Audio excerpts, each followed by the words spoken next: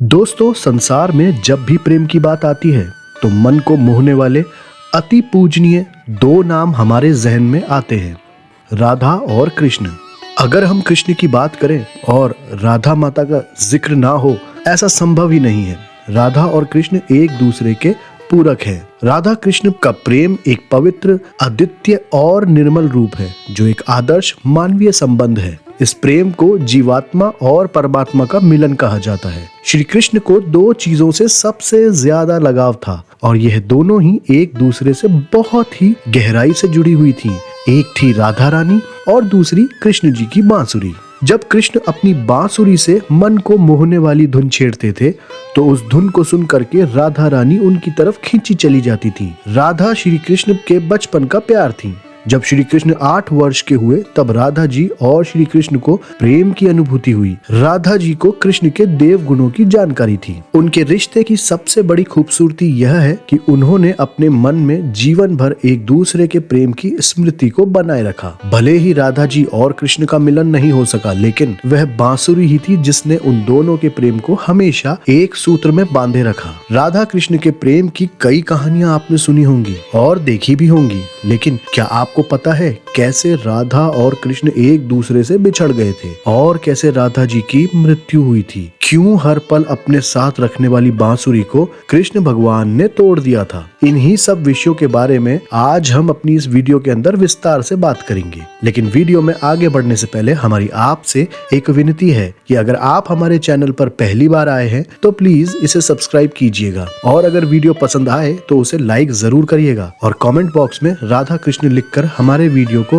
राधा कृष्ण के प्रेम के प्रति समर्पित करें। हमें पूरा विश्वास है कि ऐसा करने से आप अपने प्रियजनों का प्रेम हमेशा प्राप्त कर पाएंगे। राधा कृष्ण से कब अलग हुई, इस बात की पुष्टि करने के लिए वैसे तो कई सारे विवरण मौजूद हैं, पर सबसे प्रचलित एक कहानी जो कि इसी विषय से जुड़ी हुई है हम आपको आज बताते हैं। राधा और कृष्ण ऐसे आत्मिक प्रेम की मिसाल है जो भौतिक सुखों से परे हैं। वैसे तो राधा कृष्ण का प्रेम अनादिकाल से चला आ रहा है और द्वापर युग में जब भगवान नारायण ने कृष्ण रूपी आकार लिया तो संसार को प्रेम का सही अर्थ समझने के लिए कृष्ण के ही अंश राधा ने यमुना के निकट रावल ग्राम में वृषभानु के यहाँ राधा के रूप में जन्म लिया और जन्म के साथ ही राधा और कृष्ण की प्रेम की कहानी शुरू हो गई। लेकिन जिसका भी इस धरती पर जन्म हुआ है वह अपना भाग्य साथ ही लेकर आता है और इसी वास्तविकता को दर्शाने के लिए कुछ ऐसी घटनाएं और कुछ ऐसी स्थितियां बन जाती हैं कि राधा को कृष्ण की विरह का सामना करना पड़ता है। भगवान श्री कृष्ण से राधा रानी तब अलग हुई जब कृष्ण के मामा कंस ने कृष्ण को और उनके भाई बलराम को आमंत्रित किया। इस खबर से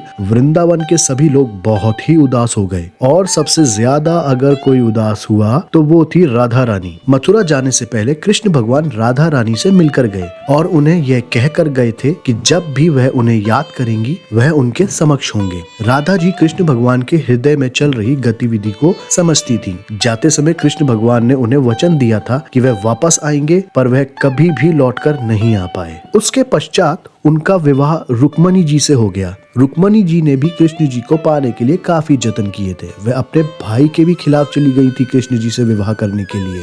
वह भी राधा जी की तरह ही कृष्ण जी से असीम प्रेम करती थी।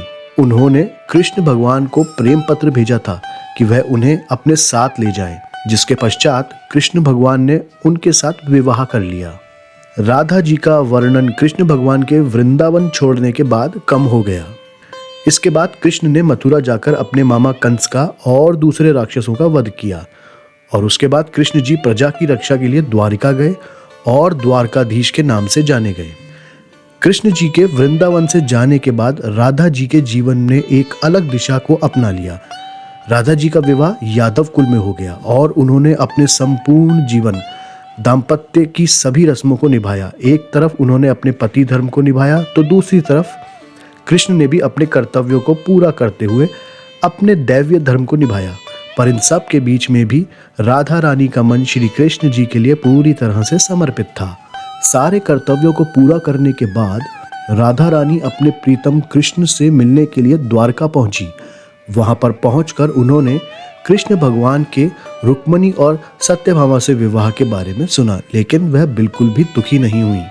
राधा रानी को कृष्ण भगवान की नगरी द्वारिका में कोई नहीं पहचानता था। हाँ, उनके बारे में शायद सुन रखा था, पर उन्हें देखा किसी ने भी नहीं था, इसलिए कोई उन्हें पहचान नहीं पाया। जब कृष्ण भगवान ने राधा रानी को देखा तो बहुत ही प्रसन्न हुए और एक दूसरे से संकेत की भाषा में वे दोनों बातें करते रहे। राधा रानी का कृष्ण के प्रति प्रेम इतना था कि वह अब उनसे दूर नहीं जाना चाहती थी, वह उनके पास ही रहना चाहती थी। इसलिए बार बार आग्रह करने की वजह से श्री कृष्ण ने उन्हें अपने महल में देविका के रूप में नियुक्त कर लिया। अब राधा रानी इस महल में रहती और महल से जुड़े सभी कार्यों को देखा करती और जब भी उन्हें मौका मिलता वह कृष्ण के दर्शन कर लेती थी। लेकिन महल में रहने पर, कृष्ण जी के सामने होने पर भी जो राधा जी ने महसूस किया वह यह था कि वह उनके समक्ष तो थी पर उनके साथ में आध्यात्मिक जुड़ाव महसूस नहीं कर पा रही थी, जैसा कि जब वह बचपन में एक दूसरे के साथ थे तब महसूस करती थी।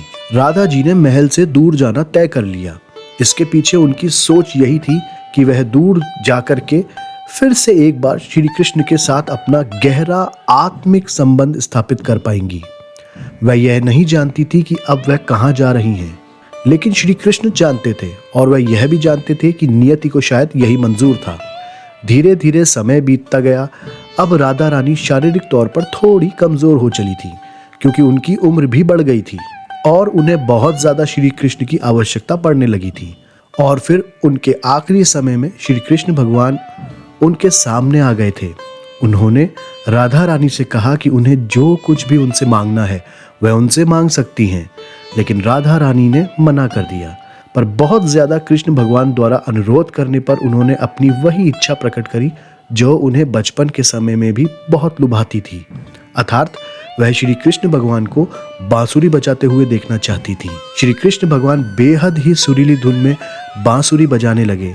ऐसा कुछ दिनों तक चला और यह सब तब तक चलता गया जब तक कि राधा रानी श्री कृष्ण में आध्यात्मिक रूप से विलीन नहीं हो गईं। बांसुरी की धुन सुनते सुनते राधा रानी ने अपने शरीर का त्याग कर दिया। वैसे तो कृष्ण भगवान यह जानते थे कि उनका और राधा रानी का प्रेम अमर है, पर इसके बावजूद भी वह राधा रानी की मृत्यु को बर्दाश्त नहीं कर सके और प्रेम की स्वरूप उस बांसुरी को तोड़कर झाड़ी में फेंक दिया। इस सब से उनका भाव इस कदर जुड़ा हुआ था कि उन्होंने इसके बाद कभी भी बांसुरी या कोई भी वाद्य यंत्र नहीं बजाया। कहते हैं कि द्वापर युग में जब नारायण ने श्री कृष्ण भगवान के रूप में जन्म लिया था, तब लक्ष्मी माता ने श्री राधा रानी के रूप में जन्म लिया, जिससे कि वह मृत्यु लोक में भी उनके साथ रह सके। आशा करते हैं आपको हमारा आज का यह वीडियो, जो कि राधा रानी और श्री कृष्ण भगवान के प्रेम को समर्पित है, पसंद आया होगा। अच्छा लगा हो तो कमेंट बॉक्स में राधा कृष्ण लिखकर हमारे वीडियो को लाइक करें और हमारे चैनल को सब्सक्राइब करें। राधे कृष्णा।